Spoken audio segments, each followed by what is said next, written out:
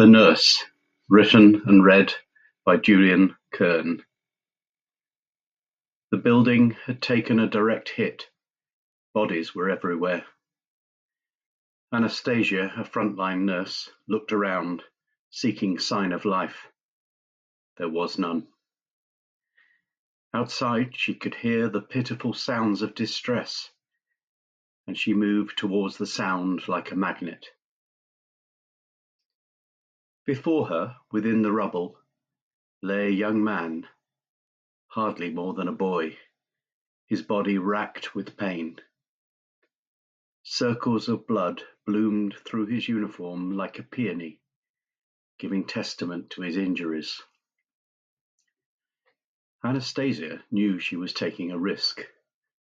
That he was the enemy was beyond doubt. His uniform bore the insignia of the invaders. But Anastasia could only see beyond the garb of the soldier, to his youthful features distorted by pain and fear. Her belief that this young man had no right to be in her country was strong, but her vocation to save lives was greater.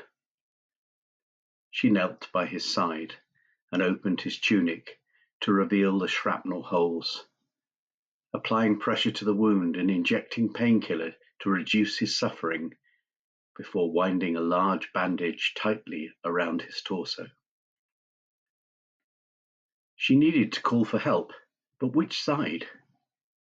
Would her own soldiers recognize a wounded enemy? Or would her foes acknowledge her support for their fallen comrade?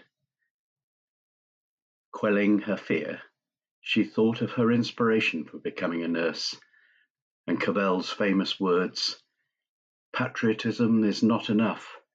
I must have no hatred or bitterness to anyone." From around the edge of the building came a small unit of Allied soldiers, and she shouted out for their help.